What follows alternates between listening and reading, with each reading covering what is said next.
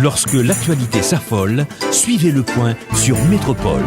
Le Point, tous les matins à 8h30, reprise 1h30. Le Point est une courtoisie de MSC Trading et la BNC. Le plan épargne retraite BNC, une assurance pour votre famille et vos employés. Madame, Monsieur, bonjour. Bienvenue à la rubrique Le Point de Radio et Télémétropole. Un autre langage, un autre sujet ce matin avec notre invité Daniel Jean-Louis, expert en développement économique. Daniel Jean-Louis, bonjour. Merci d'être avec nous ce matin. Bonjour Wendell. C'est un plaisir d'être ici à Métropole, une fois de plus. Et j'espère que nous passons un bon moment de dialogue et de discussion ensemble. Oui, et souvent, chaque fois que nous recevons, c'est pour nous parler de développement.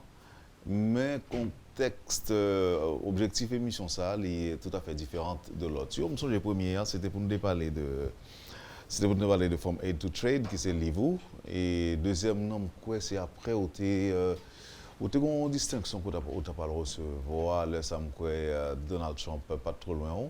Ouais. Et c'était aux États-Unis. Ouais. Et je dis, nous parler de possibilités d'affaires avec ces investisseurs qui décident d'investir en Haïti et ou même jouer un rôle de qui rôle pour moun ça là, un guide ou bien une sorte de catalyseur ou bien c'est au cas pour ouvrir porte pour eux pour permettre que j'ai une opportunité pour faire business en Haïti, non? Un peu de tout. Réellement, en fait, c'est faciliter l'investissement dans le pays. Et il y a une façon que me fait, c'est bien de parler de l'investissement, c'est bien pour faire des colloques sur l'investissement, mais il faut arriver dans une phase pratique. La phase pratique, ça, c'est venir effectivement avec investisseurs et commencer à faire des investissements sérieux dans le pays. Et mais pour gagner des idées de ce genre, par contre, il faut payer en l'autre genre, par exemple, ou pas craindre des déceptions de ce genre. Parce qu'on prend jeudi 10 septembre, que nous avons parlé là, jeudi lundi 10 septembre, pendant ma recevoir là, il y a un côté qui a un problème, route nationale numéro 1 bloquée, route nationale numéro 2 bloquée.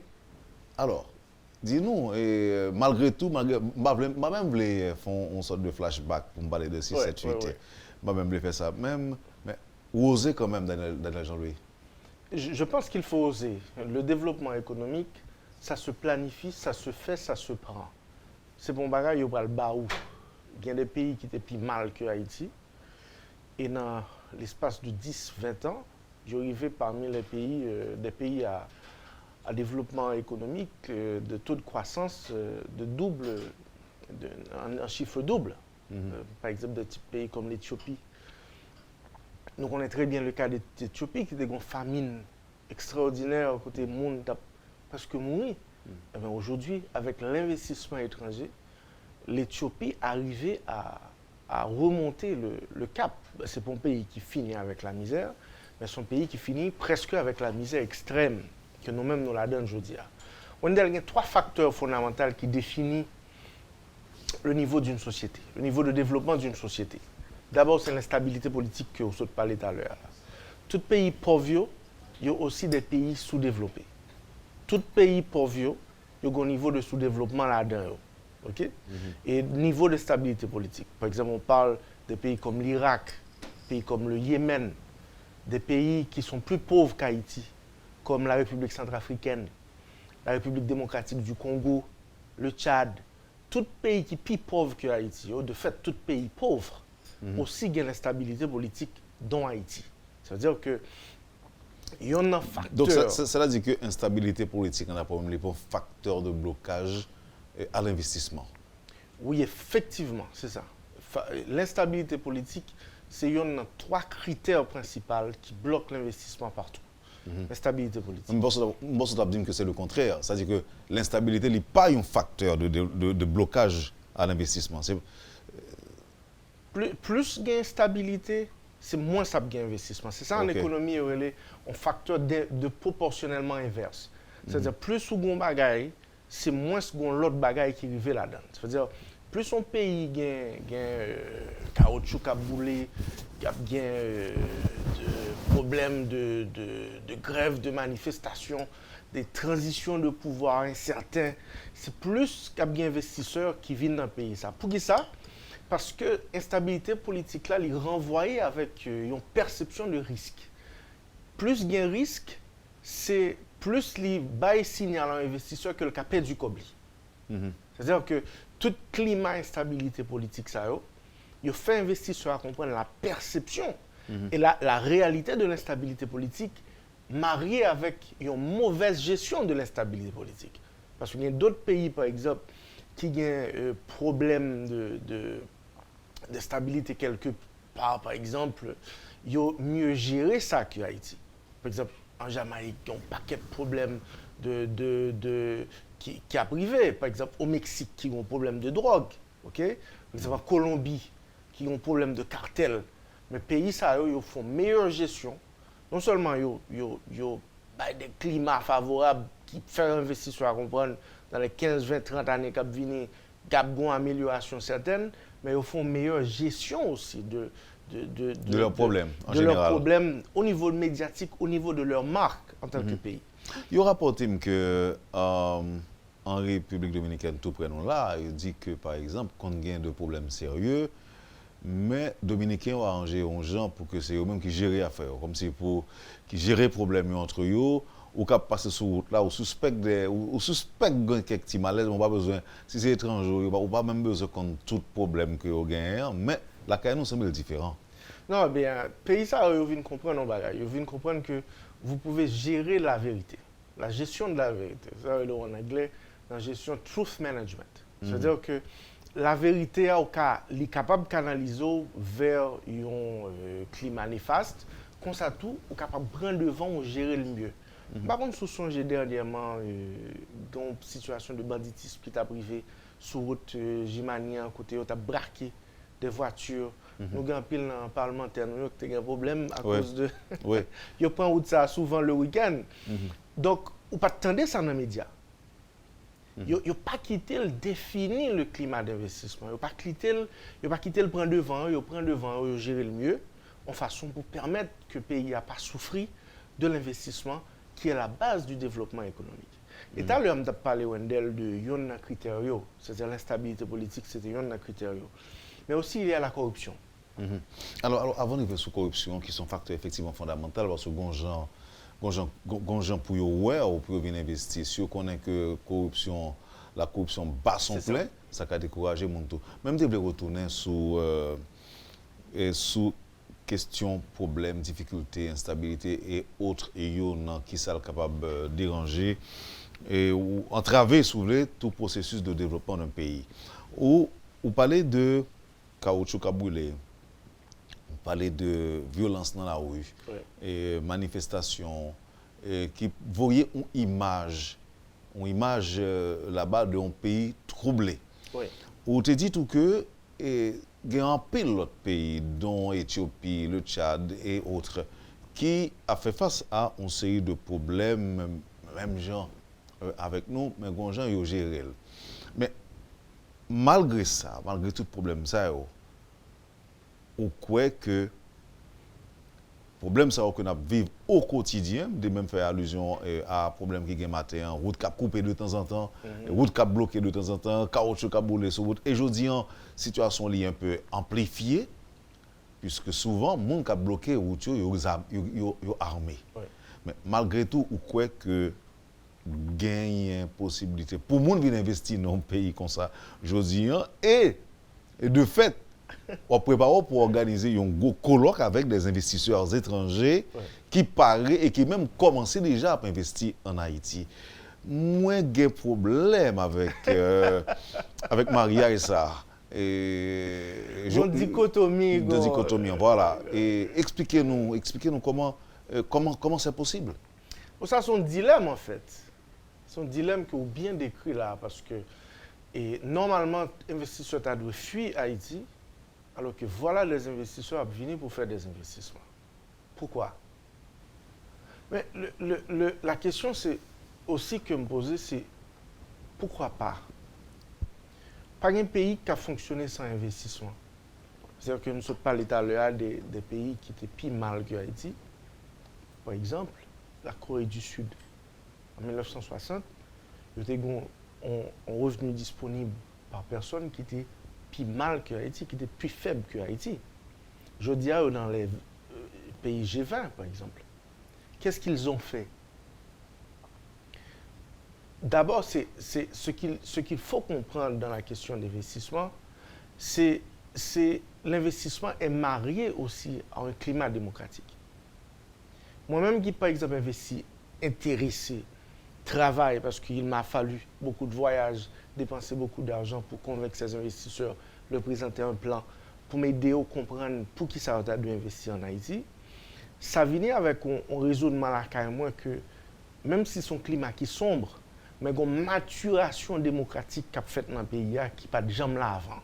Une maturation démocratique pour qui ça? Par exemple, d'après moi-même, je plus qu'on doit. C'est par citoyen, par personne.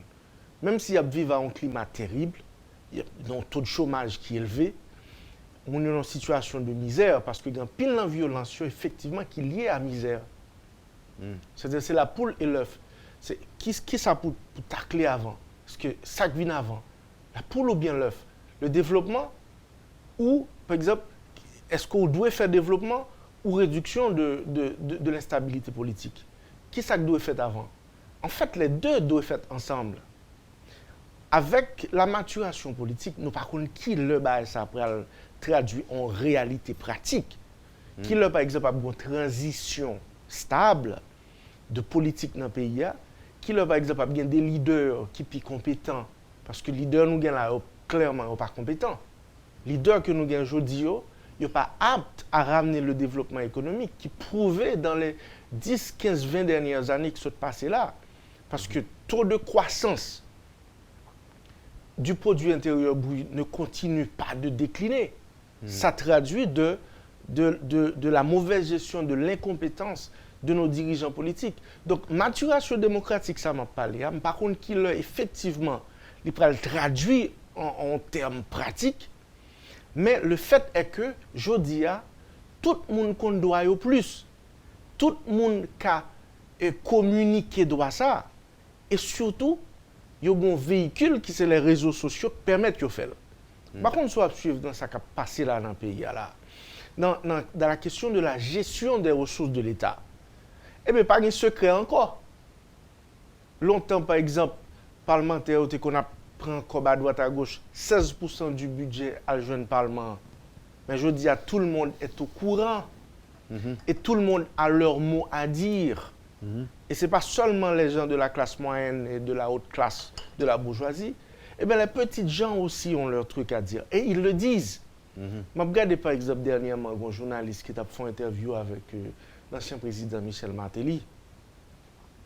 Ça va être possible il y a 20, 25, 30 ans. Imaginons sous Duvalier, un journaliste a interviewé un dictateur de ce genre. Les gens, ils savent qu'ils ont un droit. Et ils n'ont pas peur de l'exprimer. Les gens n'ont plus peur. C'est cette maturation politique qui est encourageante et qui m'a donné le courage de convaincre, de parler aux investisseurs, même si nous, par contre, qu'ils le savent le traduire en termes pratiques, mais ça suffit pour moi de m'encourager. Et aussi venir avec le fait que il est impossible de développer un pays sans l'investissement. Parce que l'investissement étranger, nous parlons tout à l'heure de l'Éthiopie, l'investissement étranger, c'est un acteur, un pilier fondamental qui aide l'économie à avancer. Et par exemple, en République dominicaine, ils reçoivent près de 50% de tout l'investissement étranger de l'Amérique latine et de la Caraïbe l'année dernière. Donc c'est énorme. Regardez. Oui, mais conditions sont réunies pour ça tout. Conditions sont réunies pour ça dans la mesure où c'est pour un pays côté que problème que nous avons là, il y a tout, même. C'est pour un pays super riche, mais le problème que nous avons rencontré en République dominicaine, il n'a pas rencontré. Ça, c'est deuxièmement, oui. Est-ce que dans le contexte particulier aujourd'hui, côté que l'investissement local ou seulement poser cette question, est-ce qu'il va encourager? Si pas qu'à encourager l'investissement local, comment maintenant provoquer, susciter, inciter investissement étranger à la CAO? Ça, c'est une très bonne question. Parce que de fait, il y a un blocage au niveau de l'investissement local, à plusieurs niveaux. Par exemple, au niveau légal. Par exemple, prends le Code du commerce, qui datait presque de 2 siècles. Ce code a été rédigé en 1826. 1926 fait un siècle, 2026 par fait 2 siècles. Gardez forme de livre comptable, je dis qui habilité à être présenté à la DGI. C'est-à-dire, je dis si vous ne pas utiliser le livre comptable là, DGI vient auditer. Là, elle va avoir 1 million, 2 millions de gouttes d'amende, d'arrière et de redressement à payer. Peut-être ou pas utiliser bout de livre ça. Ça, c'est des barrières au commerce. C'est des barrières à l'investissement. Bon, dès qu'on a dit barrière, même dès qu'on dit handicap, peut-être. C'est un handicap, mais ce n'est pas cet acte en lui-même seulement. On a parlé là de la gestion même de la marque d'Haïti. L'investisseur, par exemple, il a des codes de commerce. Okay? Parlons des contraintes. Le temps des codes de commerce datés de 2 siècles, alors que le Parlement qui a consommé près de 15% du budget, eh bien, il se questionne que font ces parlementaires. Vous voyez? Pourquoi, par exemple... Non, mais si un Haïtien pose des questions, le Parlement a fonctionné à l'image du pays, c'est le reflet de la société haïtienne. C'est ça l'abdu. Eh bien, c'est un reflet qui est manqué de productivité. L'investisseur s'intéresse à la productivité. C'est-à-dire, ils viennent aujourd'hui, ils investissent 100 000, 200 000, 300, 1 million de dollars. C'est 2 bagages qui intéressent. D'abord, le profit. Il faut que l'investissement génère plus d'investissement. Alors, si vous n'avez retourné sur ce point tout à l'heure, et par contre, sur son génie, question, toujours tendez, par exemple, des investisseurs haïtiens à plaindre, que ce soit pour jouer une autorisation, pour fonctionner, que ce soit pour acquitter de redevances vis-à-vis du fisc, par exemple.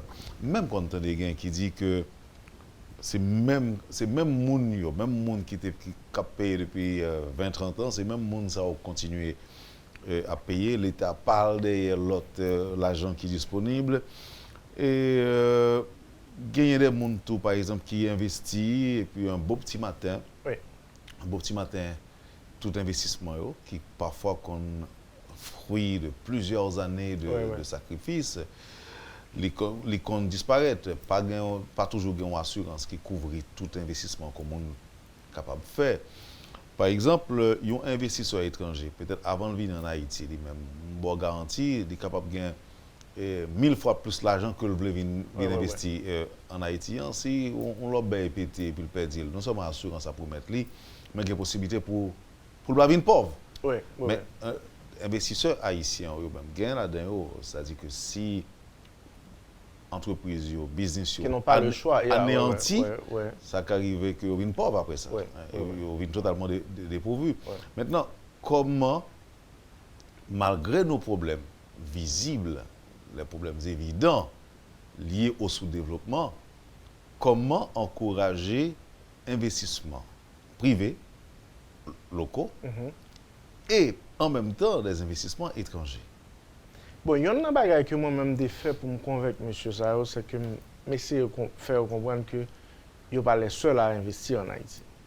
Je dis, ok, très bien, on a bien investi dans le pays, mais qui ça qu'a fait déjà? Il y a une raison que, évidence que je me prends avec eux, c'est la Digicel. Nous, on a fait la promotion de l'investissement étranger dans le pays, mais il y a des actes d'investissement qui ont précédé aussi. Par exemple, la Digicel qui est un investissement de milliards de dollars. Il y a aussi Brana qui sponsorise notre événement, qui sera là. Il y a au contraire Régine René Labrousse, qui est responsable des affaires publiques de la Brana, qui pourra venir parler avec jeunes sur l'importance de l'investissement direct étranger. C'est un deuxième exemple que je me prends avec investisseurs. Pas oublier, le moi même mal parler avec eux. Prends avion mal côté eux, chita avec eux, il y a mon audience. Il y a un qui dit comme ça, jamais, il ne va pas jamais venir dans un pays comme ça. Pas oublier, c'est une idée d'affaires que je vends. Je suis un vendeur. Gain là-dedans que me réunis avec eux dans une chambre, je dis que dans une salle de conférence, jamais ils ne vont pas venir dans un pays comme Haïti parce que c'est pas parce que Haïti c'est un pays de noirs ou bien c'est un pays, surtout parce que Haïti c'est un pays troublé, c'est leur mot, c'est un pays troublé. C'est à travers notre histoire, la période de calme, nous pas jamais une période de calme durable. C'est raison de ça. Tout a calme nous toujours de courte durée. De courte durée. OK? Donc et je te prends exemple ça. Donc m'obligé à expliquer que l'investissement étranger qu'a fait en Haïti, ce qu'il faut faire, c'est de venir avec une formule où par exemple en situation côté que investissement ça nous arriver réduire risque là le plus possible. OK. Ouais. Maintenant, Daniel Jean-Louis, j'aime parler là, c'est qu'on a un gain mot de ces investisseurs. Ils sont combien? D'abord, je travaille avec un groupe d'investisseurs. J'ai des investisseurs au Canada, et un peu partout aux États-Unis. Mais investisseurs, ça, qui venir, c'est au Texas, c'est-à-dire que le Texas, ce n'est pas n'importe quel État aux États-Unis. Texas, c'est un investisseur texas. Son État l'obéit. Son État l'obéit, il n'y a pas peur. Il n'y a pas peur de petite histoire. Donc, oui, mais l'État fort n'a pas les États-Unis quand même. Hein? Oui, ils sont plus protégés au Texas, évidemment. Ils sont plus protégés. Donc, mais combien ça en Haïti? Donc, il y a 3 investisseurs qui ont venu. OK. 3 investisseurs. Et il y a d'autres investisseurs qui ont venu, qui ont dans l'audience, qui ont assisté, dépendamment de gens qui ont passé, ils ont venir aussi devenir des investisseurs. Avant nous bailler détails, on rappelle date colloque ça fait là. C'est le 18 le 19 septembre. Le 19 septembre. Le 19 septembre de 9h à 3h à Caribé Convention Center. Mais il faut que les gens s'inscrivent d'abord. OK. On a des détails pour après. Parce que Wap tout dit nous tout, qui est ce monde qui est invité, qui catégorie sociale qui est invité. Est-ce que malheureux comme est-ce que m'invité? Est-ce que malheureux entrepreneur comme toi, Wendell. On prend une petite pause et puis on tourne tout de suite après. Le Point est une courtoisie de MSC Trading et la BNC. Le plan épargne retraite BNC, une assurance pour votre famille et vos employés. Merci, madame, monsieur, de votre intérêt. Merci de l'intérêt. Merci de votre patience également. Avec nous aujourd'hui, Daniel Jean-Louis. Daniel, qui est capable même de dire son sort d'ambassadeur, puisqu'on cherche des gens qui sont capables de venir investir pour venir dans le pays. Bon, peut-être. Alors, sans le titre. Sans le titre. Sans le titre. On allait pour nous dire que le 19. Est-ce qu'on a dit que ça sera un événement? Oui, c'est un événement. Et c'est ça qui fait qu'on fait toute tournée médiatique. C'est parce que non seulement il y a 2 aspects dans la question. D'abord, un aspect pratique, c'est-à-dire qu'il y a des gens qui ont la possibilité pour sortir en investissement dans l'événement. C'est-à-dire pendant nous chita là comme ça, il y a une dizaine d'entreprises qui ont la possibilité pour présenter directement le plan d'affaires aux investisseurs. Directement. OK. C'est-à-dire pendant la journée. Pendant la journée, dans la mi-temps journée. Dans la mi-temps journée, je vais apparaître me dire que mais un produit que je gagne, mais un business que je gagne en tête moi, je ai besoin d'argent. Yes. Et mon sao, il y a backup moi. Il y a backup, mais toute bagarre là va dépendre de mérite idéal là. Pas oublier que ce sont des investisseurs, ce ne sont pas des donneurs, des donateurs. Des donateurs, ce sont des investisseurs, ils s'intéressent d'abord à investir leur argent pour faire un profit d'abord. Mais ce n'est pas une petite entreprise, moyenne entreprise, non? C'est gros. Minimum d'investissement $50 000. Non pas prendre vraiment des investissements. On parle d'investisseurs étrangers. L'investissement étranger, c'est toujours de gros investissements. Alors, en Haïti, investissement $50-100 000 sont gros investissements. Mais aux États-Unis, les petites entreprises, ce sont les entreprises à $100 millions de ventes par année. Donc, $50 000, c'est qu'un cahier. C'est qu'un cahier. Pour les grandes économies, évidemment. Évidemment. OK. Donc, maintenant, 19 septembre, et des investisseurs étrangers, américains, il y a là, ensemble avec nous, et Monsao, il y a bien possibilité pour tendre les jeunes entrepreneurs haïtiens. et ça qui arrive qu'on sortit avec ou qu'on fait affaire sur place. Sur place. Mais dis-moi, qui est-ce nous plus ciblé? Nous ciblons les gens qui dans les affaires déjà ou bien les gens qui gagnent des projets dans tête yo que tu as remis un financement pour eux? Les deux. Par exemple, disons que vous avez une idée dans la tête, une bonne idée d'entreprise, vous êtes capable de venir présenter. Comme ça, tout, vous êtes capable d'avoir une entreprise qui existe déjà, vous avez besoin de faire expansion. Okay? Ou bien vous avez une entreprise qui fait un produit là, vous pensez que vous êtes capable d'exporter vers la communauté de diaspora aux États-Unis. Besoin de faire expansion, besoin de capital pour travailler expansion à l'étranger. Nous intéressés là-dedans tout.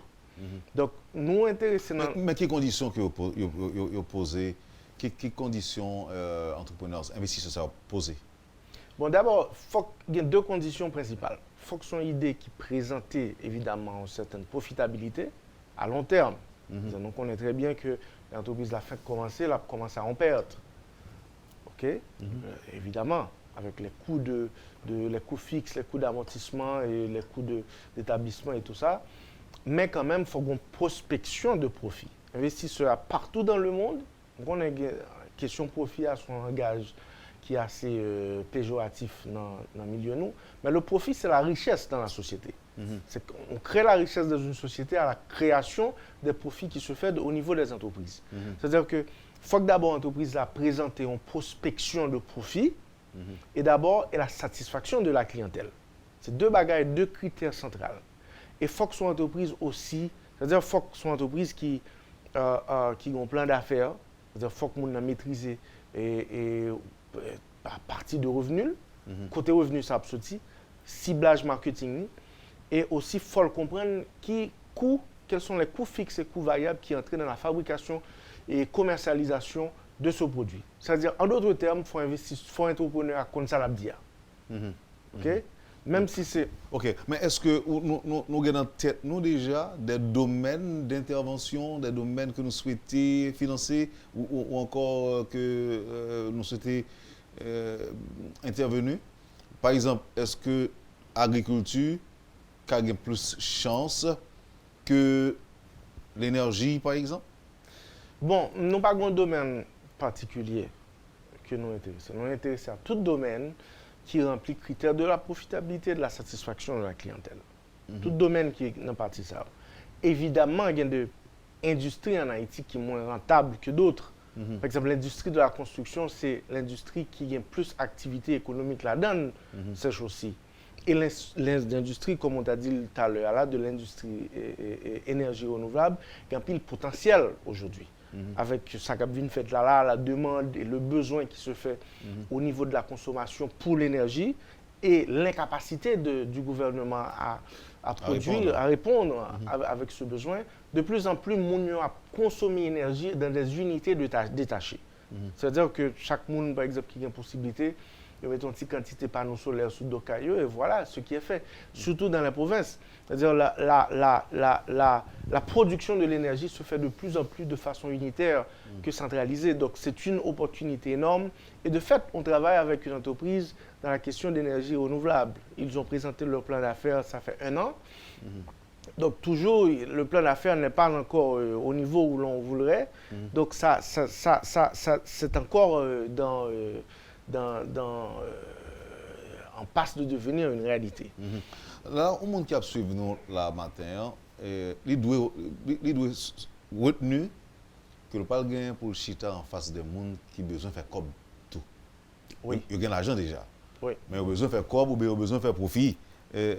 Pendant que ou même toi à partir d'une bonne idée qu'on gagne, vous parlez d'eau faire comme tout, mais c'est pas cadeau. Vous pas le faire, ni envoyer l'argent par la fenêtre, ni c'est pas gentil tout à l'heure, c'est pas des organisations caritatives qui viennent là et puis qui disent n'importe ce gagne à bon comme puis virer de aller non, vous pral actionner ensemble avec vous dans le business pendant que vous même a pas investi ensemble avec vous. C'est ça. Et c'est un concept qui râle dans la pauvreté. Tout à l'heure, je parlé de 3 aspects qui traînent en société dans le sous-développement, c'est l'aide étrangère. C'est là-dedans que nous venons là, côté que nous venons une culture de dons, de cadeaux, de subventions, de parasitisme, qui traînait Mounio, qui codait l'esprit vers le donner, bam, bam, bam. Alors que toute notre économie, par exemple la République dominicaine, que je parlais en pile de lit, tout notre pays, ça a monté là, en termes de développement, c'est à travers les investissements. Parce que l'investissement est lié au développement économique. Là, on a logique, ça c'est fruit from aid to trade. C'est ça. Tout ça. Est-ce que tu dis que c'est lié au livre? On dit que bon, ok, pas de problème. Nous voulons Haïti sortir de aid pour passer dans trade de préférence. Bon, faut me dire, Wendell, que le livre, ça, l'homme fait l'écrire, je ne vais pas penser s'il a bien toute incidence. Ça. Non seulement ça m'a valu le titre de docteur en business et en développement économique, j'ai eu le privilège d'avoir une rencontre publique et privée avec M. Donald Trump, le président des États-Unis, mais aussi ça, il vient dans mon levier, il vient dans mon voix. C'est-à-dire chaque monde qui lit le livre, ça, que c'est un homme d'affaires ou bien un monde qui est intéressé dans la philanthropie, il vient dire, bon, voilà, c'est clair. C'est plus ou moins clair, je dis, que ce qui se fait en Haïti peut changer, comme c'est le cas dans d'autres pays, et ce changement implique l'investissement. Ça implique l'investissement. Il n'y a pas de changement sans l'investissement. Mais aussi, il faut comprendre, l'investissement est nécessaire, mais non suffisant. Ce qu'on appelle en économie des conditions nécessaires, mais insuffisantes. Par exemple, pour que l'investissement puisse créer de la richesse et retirer mon de la pauvreté, il faut la stabilité politique. Alors, on va arriver sur ce point ça avec Daniel Jean-Louis pour me dire que non, on aspect comme ça. Quel rôle haïtien you ta doit jouer eux-mêmes personnellement? On ne pas seulement parler d'investissement comme si de monde qui réfléchit business. Parce que je suis d'accord avec moi, il y a des gens qui ne sont pas intéressés. Il y a des gens qui disent qu'ils sont à l'aise parce que toute vie, ils travaillent avec moi. Mais il y a l'autre même qui dit que même si je travaille avec moi, il faut me dégager, je me fais bagaille pas. Quand même, pour me cap deux copes pas gourmet. C'est ça que je dis. Mais dans le contexte, je dis que nous vivons là, côté que nous sommes pays sous-développés, tout partout côté de passer, son seul bagaille. Sous-développé et mal vu. Mal vu. Voilà, sous-développé et mal vu. Dans le contexte de développement d'Haïti, par l'investissement ou grâce à l'investissement, quel rôle chaque Haïtien doit jouer? Bon, chaque Haïtien doit exiger le développement. Le développement ne se donne pas, ce n'est pas un cadeau. Le développement se planifie et ça se prend, ça s'exige. Et je dis à la moi que il y a pile monde qui commence à comprendre ça. C'est le développement ou la mort. C'est ce dialogue ça qui commence à former. Pas oublier, jeunes, il y a regardé le développement qu'a fait au Chili. Réseaux sociaux, YouTube, WhatsApp. Les jeunes regardent des pays qui étaient mal, qui transitaient vers la richesse. Les jeunes regardent des pays qui étaient plus mal que Haïti. Je dis à un emploi. Par exemple, ça fait que nous-mêmes, un pile jeune, sans République dominicaine, il y a cherché emploi. Les mêmes causes produisent toujours les mêmes effets. Et ça vaut aussi en économie de développement. Pour avoir d'autres effets, il faut changer les causes. Vous voyez? Et chaque Haïtien, je dis, ça doit comprendre, même si mon n'a pas de fonds entreprise, même si la travail non entreprise, mais fonds entreprise, ça existe pour travailler là-dedans. Faut que l'entreprise, ça existe pour travailler là-dedans. Plus d'entreprises qui existaient, c'est plus ou moins des opportunités d'emploi. Le prix de l'emploi est déterminé par quoi dans la société? C'est pour ça que nous-mêmes, l'emploi que nous gagnons peut rémunérer. Parce que l'offre de l'emploi est carrément inférieure à la demande. C'est ça qui détermine le prix de l'emploi. Au niveau du marché de l'emploi, plus ou moins d'entreprises qui fournissent l'emploi, c'est plus offre la vie balancée par rapport à la demande ou même un levier pour négocier un meilleur prix de votre emploi. C'est ça qu'il faudrait, par exemple, dans les pays. Aujourd'hui, la société va de la production de la société va de l'agriculture à la manufacture au service. Dans le cas par nous bloquons au niveau de l'agriculture. C'est-à-dire qu'il y a une grande partie de notre production qui est basée sur l'agriculture. Plus de 27% de notre produit intérieur brut est basé sur l'agriculture. Qui, je dis, par exemple, dans les pays développés, on voit que c'est à peine si on a 1% de leur investissement total qui allait vers l'agriculture à cause de la mécanisation et la nouvelle technologie ils peuvent produire plus avec moins d'investissement possible. C'est-à-dire que ces pays-là, parce qu'il y a des secteurs de développement dans l'agriculture, dans la manufacture et le service, ils ont la possibilité de diversifier l'offre de leurs emplois, qui n'est pas possible chez nous. Donc, chaque monde qui existe dans la société, que sont docteurs, que sont avocats, que sont médecins, tout le monde a exercé ses professions dans le concept d'une entreprise. Parce que dans l'économie de marché, la production et la satisfaction des besoins se fait au niveau de l'entrepreneuriat.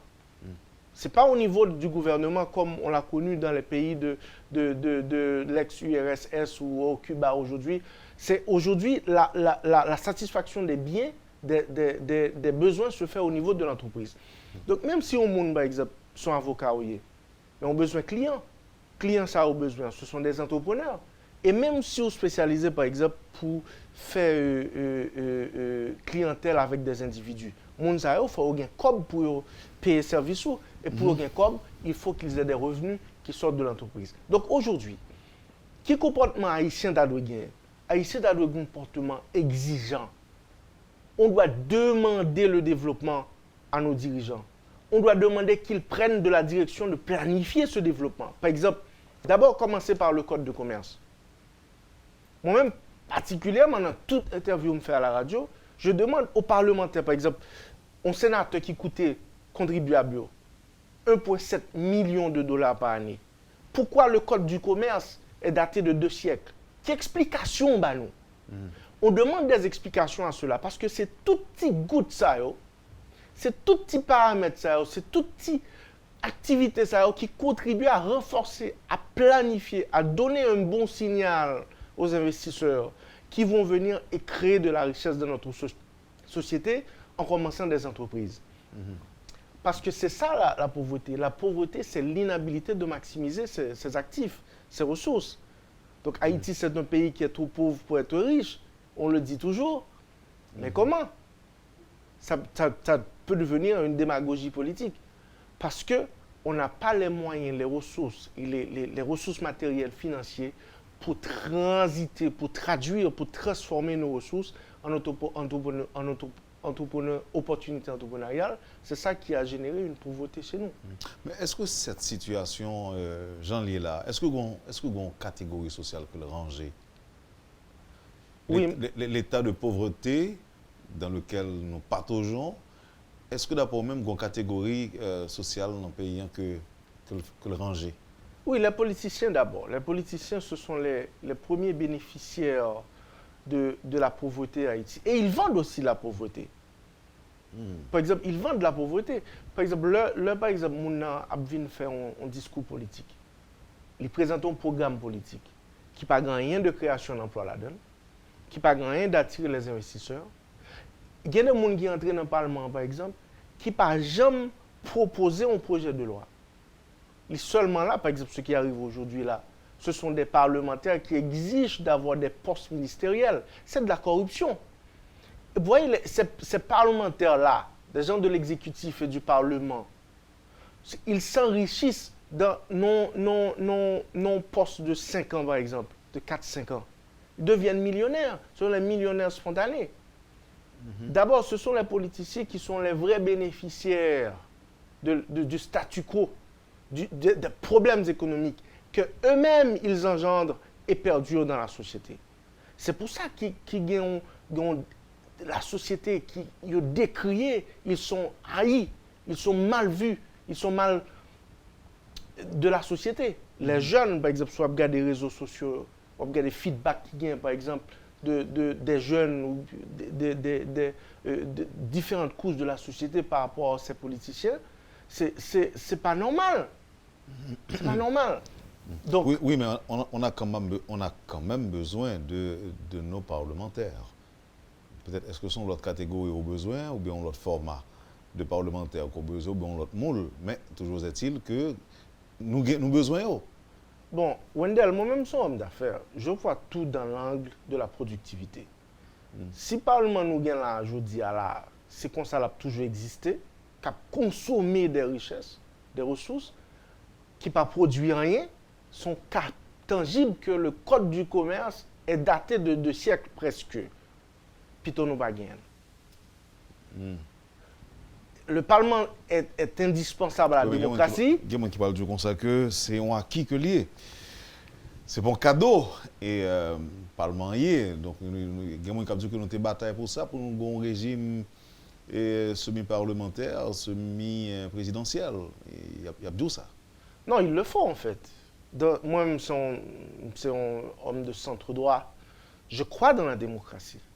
Je crois que la démocratie, c'est un pilier du développement. Aujourd'hui, il faut la démocratie pour avoir les aspects de droits de l'homme, les aspects de liberté individuelle, de liberté de la religion, la liberté du commerce, de s'exercer, de grandir dans la société. Il faut la démocratie. Mais ce que je suis contre, il faut une démocratie productive. On n'a pas besoin d'une démocratie régressive, une démocratie qui rétrograde, qui a généré de la pauvreté. Mais est-ce que vous avez l'impression que c'est le cas aujourd'hui, que la démocratie n'a pas expérimenté là, depuis plus de 30 ans, son démocratie rétrograde que liée, qui n'est pas progressiste du tout? Les faits en prouvent. Regardez la croissance économique du produit intérieur brut. L'année dernière, nous avons eu un cyclone Mathieu, en fait.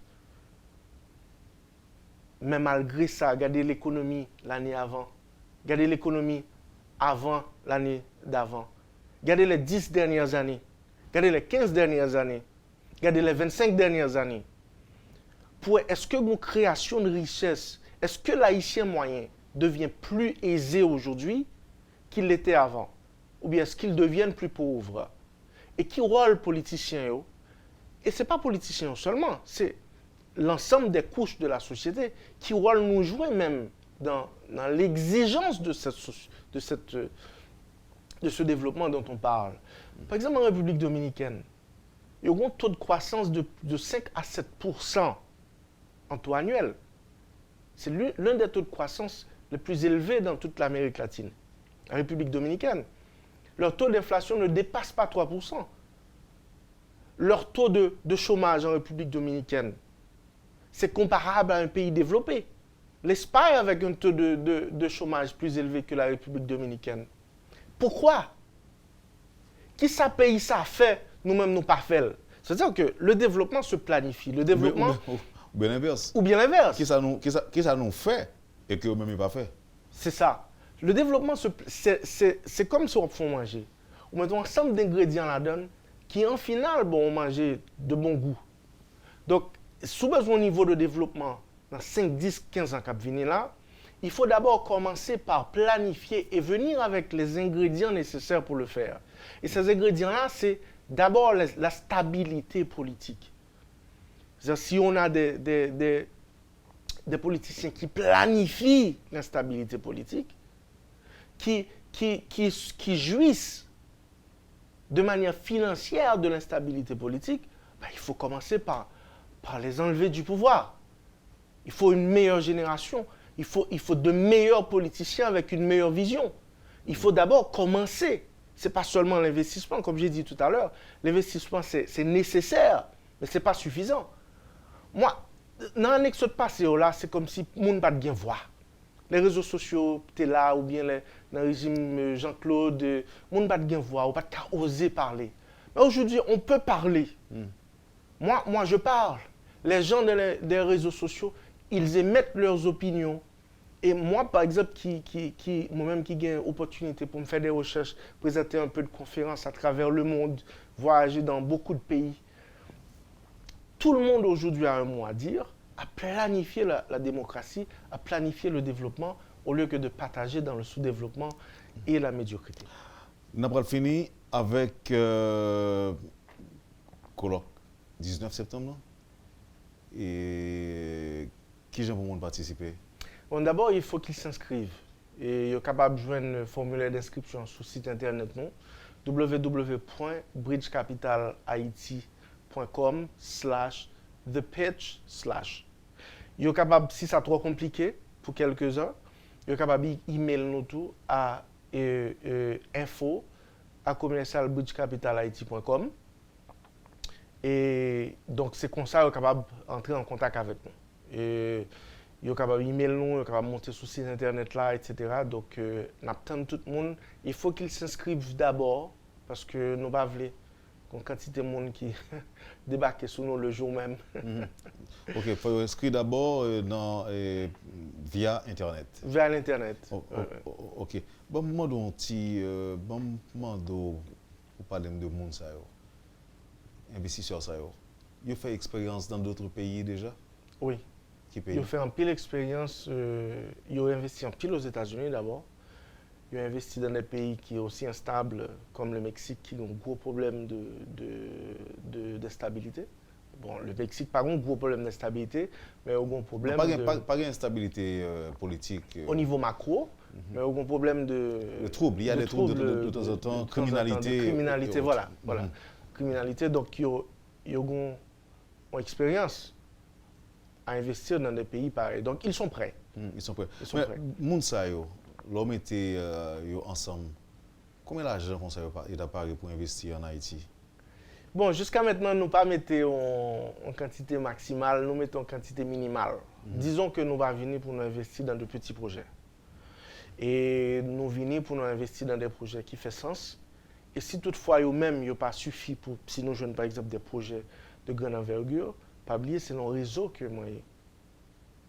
Donc, il y a pile d'autres investisseurs qui sont capables de venir avec eux-mêmes pour nous financer des projets qui sont plus ou moins élevés, quoi. Ça veut dire que si on va arriver à concevoir un projet de l'ordre de 10 millions, 20 millions, 30 millions, il y a possibilité pour financer le gros. Pas financer le gros, pour investir là-dedans. Ça dépend de viabilité projet. Non, mais c'est clair. Clair. Mais possibilité à exister. Possibilité à exister, évidemment. Mais vous dites minimum d'investissement que vous avez espéré, c'est 50 000, des projets de 50 000 $. Minimum. Si on a un projet de moins que 50 000 $, plutôt le vient observer. Et, parce que l'interaction ne vaut pas la peine dans un projet de moins de 50 000 $. Donc, c'est le minimum qu'on demande.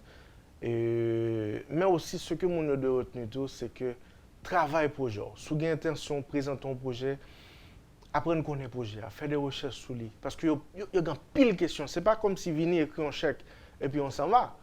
Par exemple, nous faisons investir dans une entreprise ambulancière qui est les héros. OK? Côté que nous prenons près de 50% de part dans l'entreprise. Donc, nous avons 6 à 8 mois là-dedans.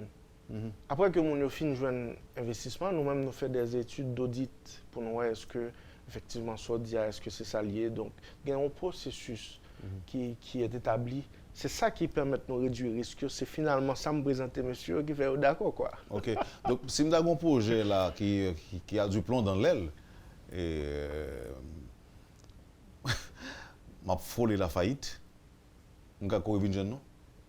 S'il y a un potentiel de se rétablir. Si faillite là, ce n'est pas une cause de votre modèle business, ça dépend de cause faillite là. Si vous faites faillite parce que vous faites une expansion, alors que vous n'avez pas de ressources pour faire, nous-mêmes, nous avons des ressources là. Mais si c'est business là lui-même qui ne peut répondre encore parce que le mauvais modèle d'affaires, n'a pas loin business ça. Ça va dépendre de cause faillite là, évidemment. Daniel Jean-Louis, c'est un plaisir pour me recevoir matin dans le point. Et là-bas, c'est Évangile l'an passé. Donc le 19, les gens qui sont intéressés, les gens qui ont des projets d'affaires dans tête, ils sont capables de venir, inscrire d'abord pour participer dans journée de réflexion ça, et qui a fait côté qu'il y a des gens qui là qui paraît et qui paraît pour investir, pour faire route ensemble avec eux, et puis pour créer richesse, et faire profit et faire un peu le cob. Et c'est comme ça qu'on a changé Haïti, Wendel. Un petit cal à la fois. Un petit cal à la fois. Merci encore une fois, Daniel Jean-Louis, et à bientôt. Merci, Wendel. Vous avez suivi, Madame, Monsieur, la rubrique Le Point de Radio et Télémétropole. Notre invité, ce lundi 10 septembre, Daniel Jean-Louis. Merci de l'intérêt, merci de l'accueil. Passez une bonne journée, surtout une bonne semaine avec Métropole. Et à demain. Lorsque l'actualité s'affole, suivez Le Point sur Métropole. Le Point, tous les matins à 8h30, reprise 1h30. Le Point est une courtoisie de MSC Trading et la BNC. Le plan épargne retraite BNC, une assurance pour votre famille et vos employés.